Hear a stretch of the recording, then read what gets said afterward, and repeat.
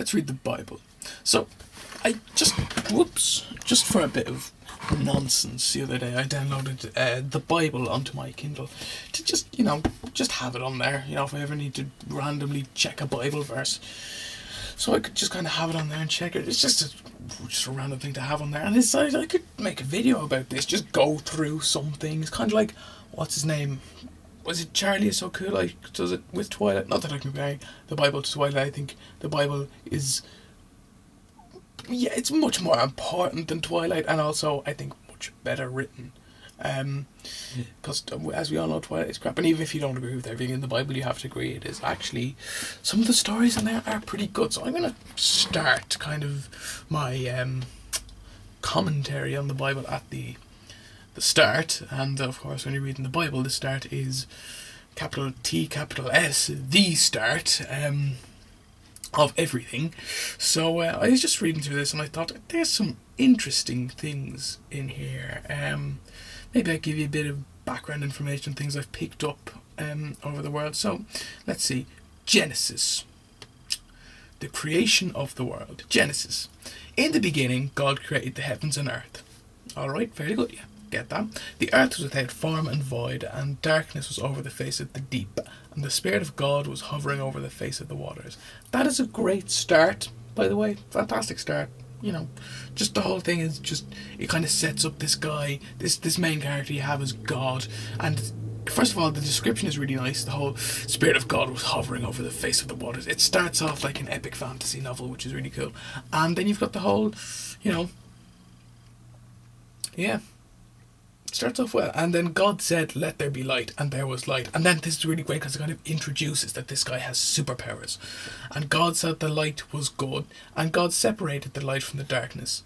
God called the light day, and the darkness he called night. And a bit of a mistake there, the he isn't capitalised. And there was evening, and there was morning, the first day. And God said, let there be an expanse in the midst of the waters, and let it separate the waters from the waters.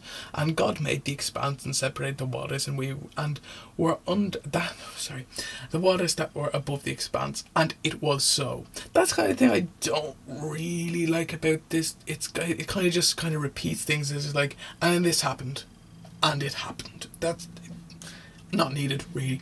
And God called the expanse heaven. And there was, he must have really liked it then. And there was evening and there was morning, the second day. And God said, let the waters under the heavens be gathered together into one place, and let the dry land appear. And it was so. See, there it works, because he says it and then it happens. So that works there. God called the dry land earth, and the waters that were gathered together he called seas. And God saw that it was good. It must be great being God, because you get to come up with all this sort of thing, which is nice.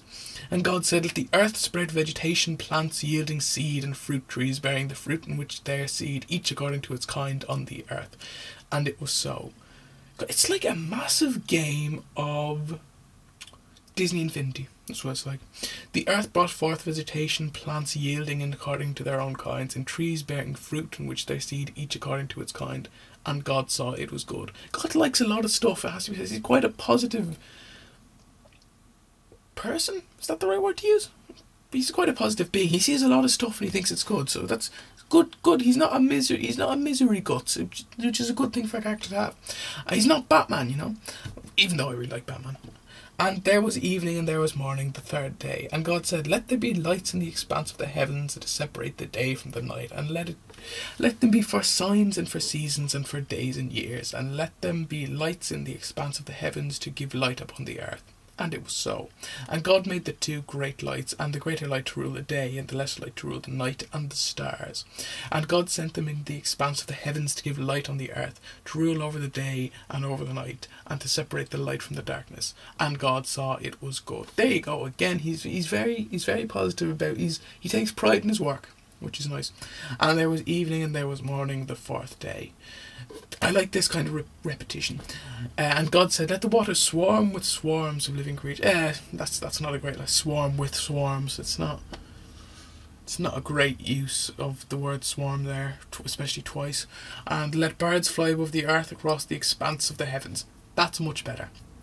I think you know, whoever wrote this kind of needs an editor to kind of clean it up a bit. It's good. It could be better. It's a bit repetitive, but you know, it is what it is. So God created the great sea creatures and every living creature that moves. I like the fact that He's created great sea creatures and also other creatures. So apparently only sea creatures can be great, which the waters swarm. There you go again. According to their kinds, every winged bird according to its kind. And God saw it was good. Again, takes pride in His work. And God blessed them, saying, "Be fruitful and multiply, and fill the waters and the seas, and let birds multiply in the earth." And there was evening and there was morning the fifth day. Now, see, I don't know why God said this, because, I mean, they're not really going to be able to understand Him. I mean, we barely understand God, so I don't know how the animals are going to do it. And God said, "Let the earth bring forth living creatures according to their kinds, livestock and creeping things, and beasts of the earth according to their kinds." And it was so. And God made the beasts of the earth according to their kinds, and the livestock according to their kinds, and everything that creeps on the ground according to its kind. And God saw it was good. And God said, "Let us make man in our image, after our likeness, and let them have dominion over the fish of the sea, and over the birds of the heavens, and over the livestock, and over all the earth, and every creeping thing that creeps upon the earth." And so God created man in His own image. In the image of God He created him, male and female He created them. That's important.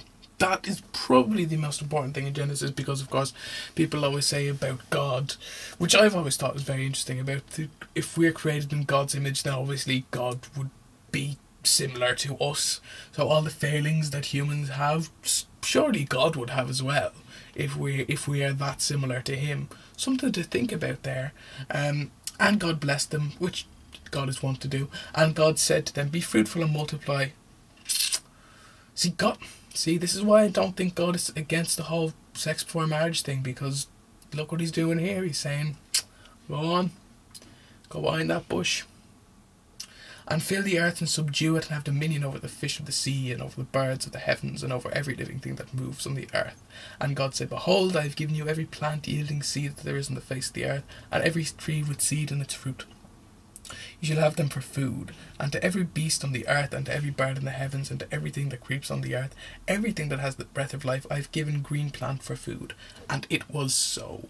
And God saw everything that He had made, and behold, it was very good. Again, He really likes what He does, doesn't He? I mean, it's almost as if they're setting Him up for a massive letdown later. Like maybe something that He creates will do something bad, and God will be like, "Oh no, I guess I shouldn't have been as prideful as I could, because as we know, pride is a sin." So, interesting character interpretation there. And there was evening and there was morning, the sixth day. That was chapter 1 of Genesis. A lot to talk about there, to be fair. Going to leave it there.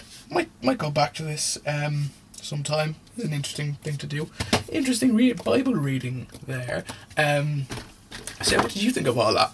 And please, if you're like an atheist or whatever, don't go be all like, "Yeah, God is a fairy tale. Put our faith in science, man." To be honest, I don't really care if you're an atheist, whatever, believe what you want, but don't be an arsehole about it, really, because it's just, yeah, don't do that. If you're an atheist, sure, give it a proper, you know. And if you're a fundamentalist Christian, don't say I'm going to hell, because this wouldn't. I know I am, but this a light-hearted reading of the Bible is not what would have sent me there. I've done far worse things, believe me. So yeah, thanks for watching, and I'll see you guys tomorrow. Comment below, obviously. Follow me on Twitter and Tumblr. The links are in the description.